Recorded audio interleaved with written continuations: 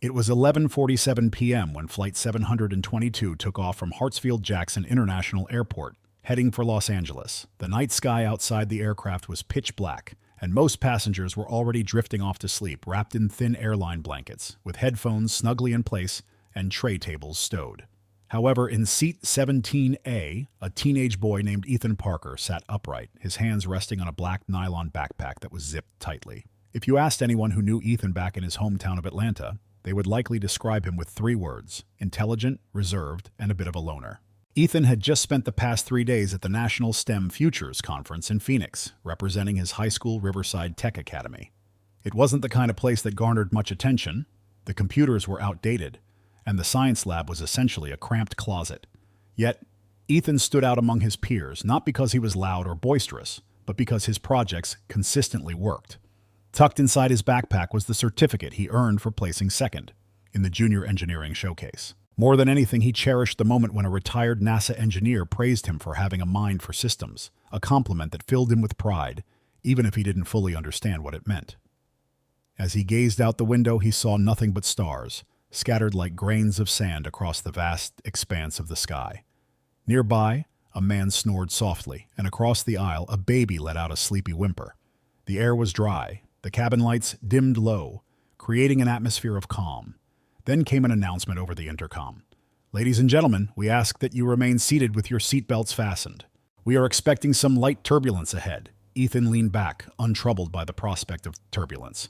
He had been on flights before, and the occasional shake didn't bother him. All he wanted was to return home, show his mom the certificate he had worked so hard for, and perhaps print out the list of college scholarships she had been encouraging him to explore. Little did Ethan know, in just about 20 minutes, an event would unfold that would alter the course of his life and someone else's forever. Because 3 rows ahead in first class, a woman shifted in her seat, a peculiar expression crossing her face. She was around 7 months pregnant, and her name was Sarah Williams, the wife of one of the wealthiest men in America. Meanwhile, Ethan remained unaware, sitting alone in 17A, as fate quietly orchestrated a significant change behind the curtain of night. As the silence in the cabin shattered, suddenly it felt like a glass shattering against concrete. The jolt hit hard and fast, as if the plane had hit a pothole in the sky. Passengers stirred in their seats, some gasped, and an exasperated murmur swept through the rows. The seatbelt sign pinged overhead as the plane dipped slightly, causing coffee cups to tip and stomachs to lurch. Ethan's eyes widened, yet his body remained still. He glanced at the flight attendants, who showed no signs of panic.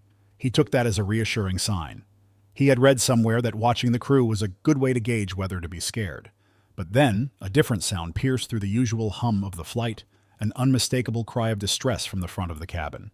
It didn't sound like fear, it sounded like pain. Flight attendant Jessica Davis, working in first class, dropped her tray of drinks and rushed forward. A murmur rippled through the rows as tension filled the air. Ethan leaned into the aisle, trying to catch a glimpse of what was happening. He could see a tangle of heads and movement near the curtain separating first class from the rest of the cabin. Then came a desperate voice. "Someone help! My wife is pregnant. She's not breathing properly." Initially, it didn't fully register with Ethan. Emergencies at 30,000 feet felt surreal. His brain told him it couldn't be real, that surely someone would step in to help. But the urgent voice called out again, more frantic this time. "She's shaking! Please, someone do something!" Panic began to spread throughout the cabin as passengers unbuckled their seatbelts against the flight crew's orders. People stood up, craning their necks toward the commotion in the first class. Phones came out.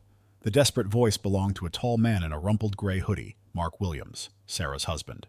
He was gripping his wife's hand, trying to keep her steady as her breaths came in quick, shallow gasps. Sarah looked pale, her eyes fluttering closed, her breath hitching like someone sprinting. Ethan's heart raced. Something inside him stirred. Without thinking, he unbuckled his seatbelt and stood up. He had never been in first class before. In fact, he had never even walked through it. He moved quickly up the aisle, weaving past knees and bags, aware of the curious and concerned looks directed at him. "Who is this kid?" some passengers whispered. Mark glanced up, desperation etched on his face. "Are you with the crew? Are you a doctor?" Ethan shook his head. "No, sir, but I've trained for this. I took emergency response classes back home. Please, let me see her." For a moment, Mark hesitated, then stepped aside. Ethan knelt beside Sarah, quickly assessing her condition. He checked her pulse and the pattern of her breathing, asking rapid-fire questions even as she struggled to respond. "What's your name?" he asked. "Sarah," she whispered faintly. "How far along are you?" 7 months, Ethan could see her breathing was labored, her skin cool to the touch. While it could have been a panic response, combined with the pain and shortness of breath, he suspected it was something more serious. He looked up at Mark. "We need to get her on her side right now and find something to elevate her legs, blankets, coats, anything." Jessica scrambled to gather items from the crew area, while another attendant rushed to bring oxygen. Ethan gently rolled Sarah onto her left side. "Ma'am, I know this is uncomfortable, but it's going to help the baby." Mark was trembling. "You're just a kid. How do you even know how to—" "I'm not guessing, sir, I promise." But the real test was still ahead as Sarah's condition continued to deteriorate, and time was of the essence. The atmosphere in the cabin had shifted dramatically. What had started as a flight full of relaxed passengers now felt like a collection of worried faces, all craning their necks toward the unfolding emergency. Ethan didn't hear any of that, though. He was focused entirely on Sarah and her husband, determined to help. In this moment of crisis, Ethan not only embraced the challenge at hand but also embodied the essence of a hero. One who rises to the occasion when others look on helplessly. Stay tuned to see how this incredible story unfolds and what happens next.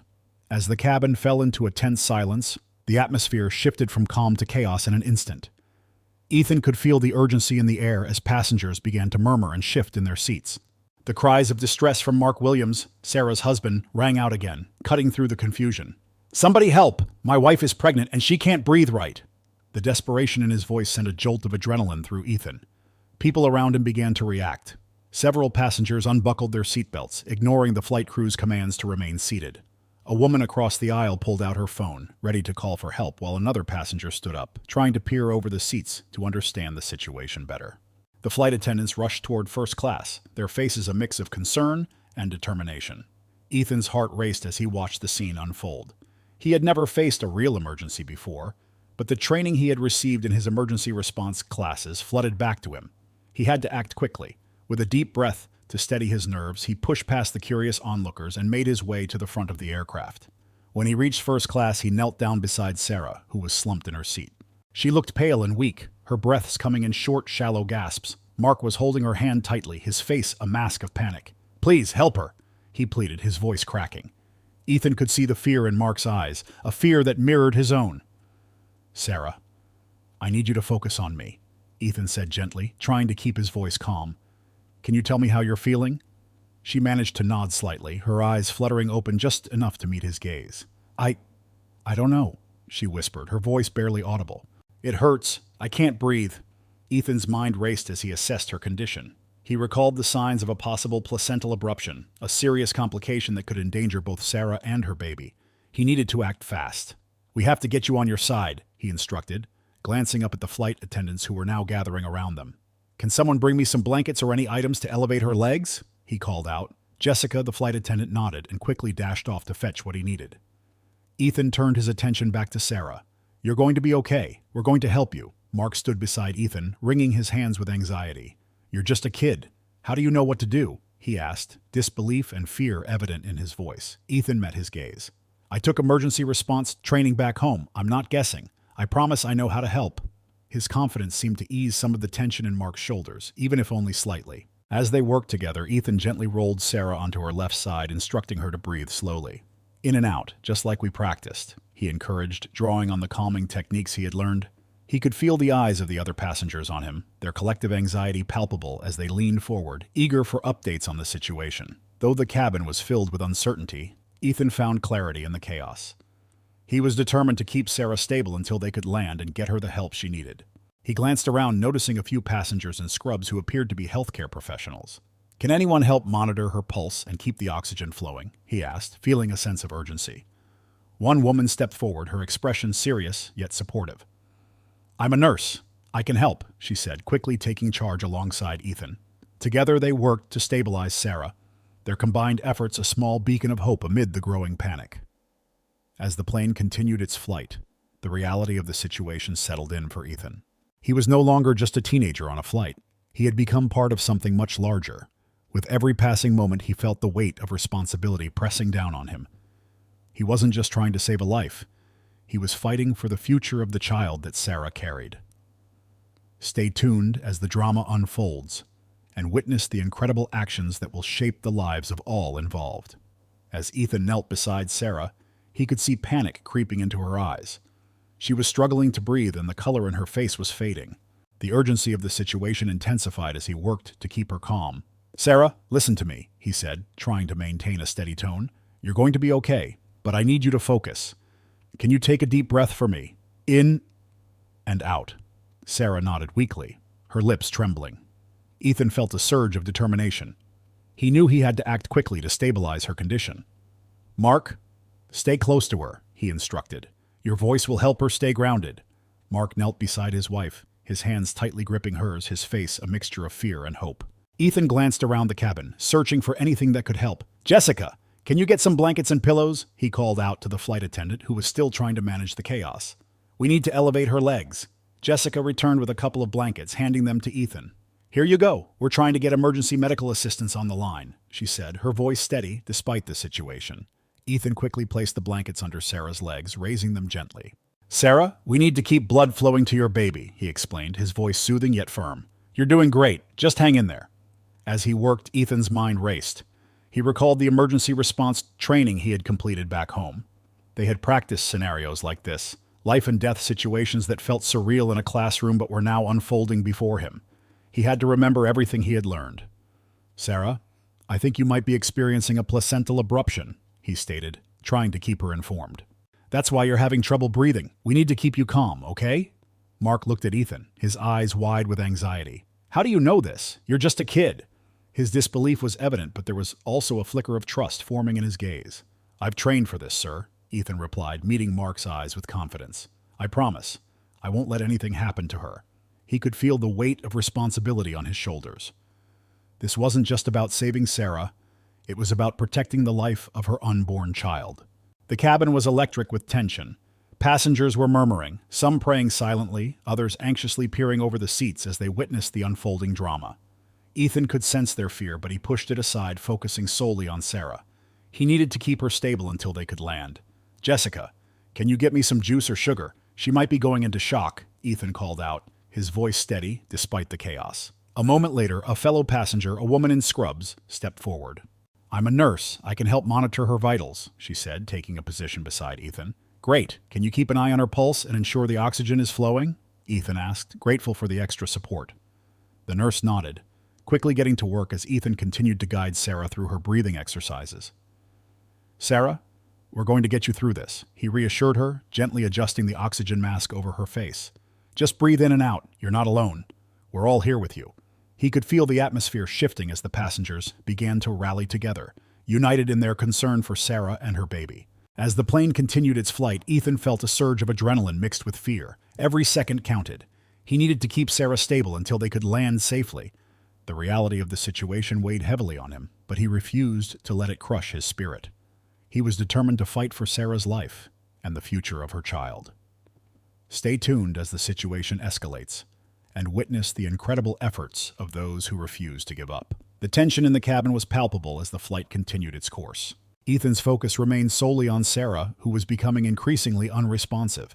He could feel her strength waning, and with each passing moment, the urgency of their situation deepened. "Sarah, stay with me," he urged, gently squeezing her hand. "We're going to get you through this. Just a little longer." Mark was beside himself with worry, pacing back and forth in the cramped space. "What's happening?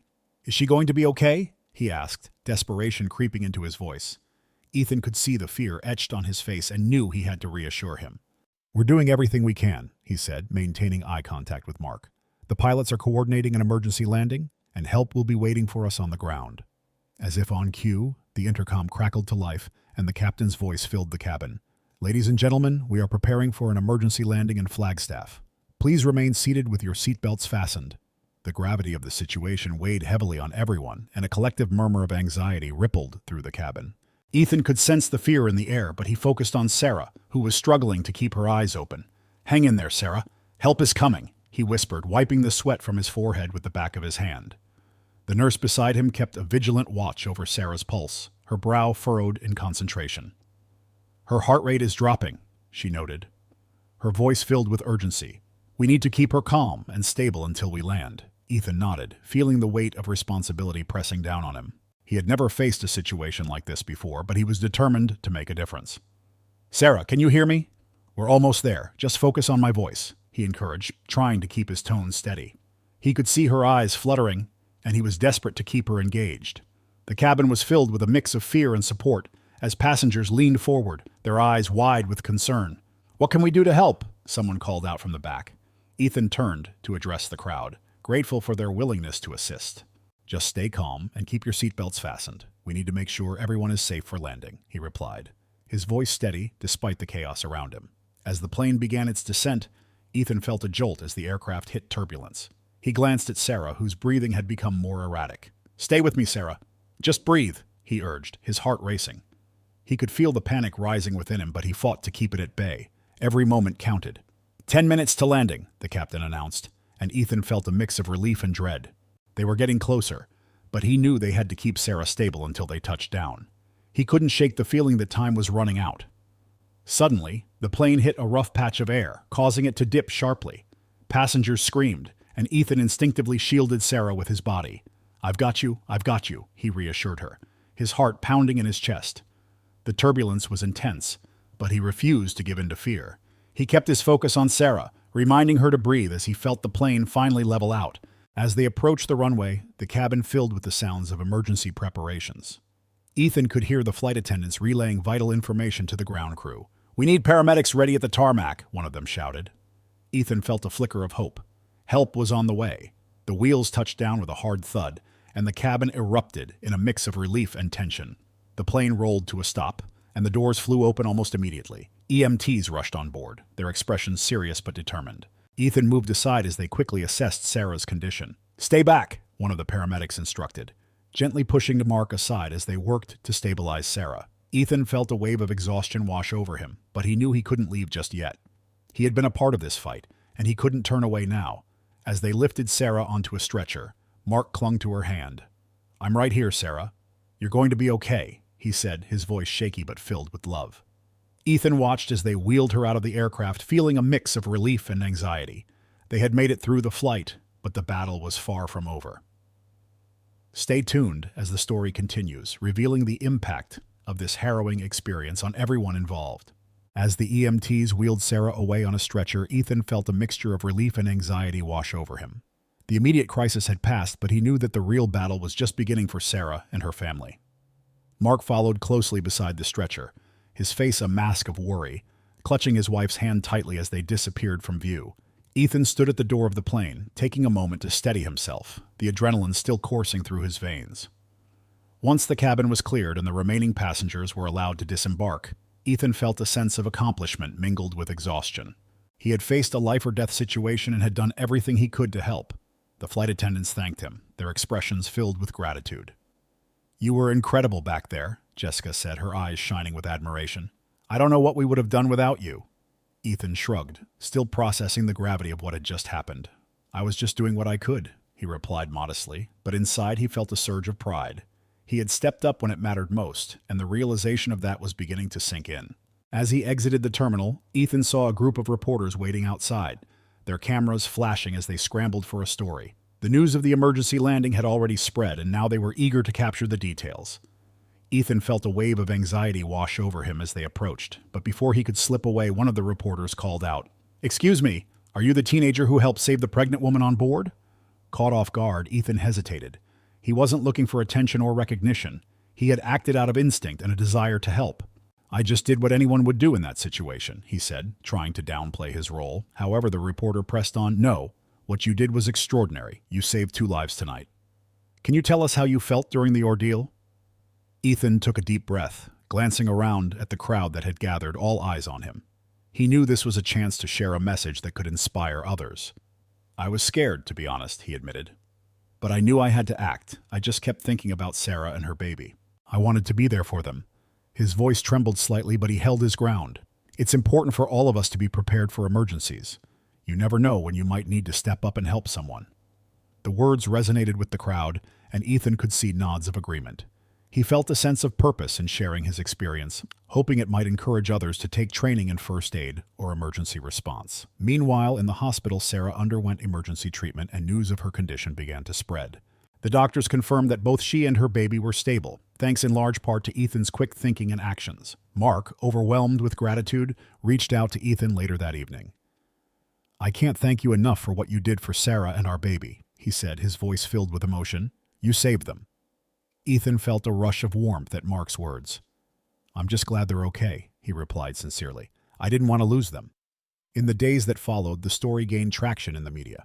News outlets hailed Ethan as a hero, and his school, Riverside Tech Academy, received calls from various organizations wanting to honor his bravery. But for Ethan, the real reward came from knowing he had made a difference.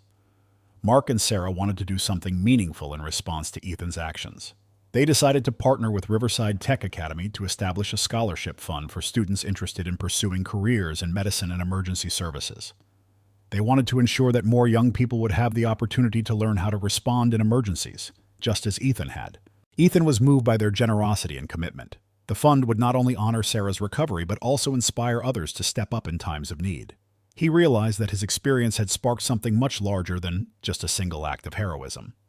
It was a movement towards creating a more prepared and compassionate community.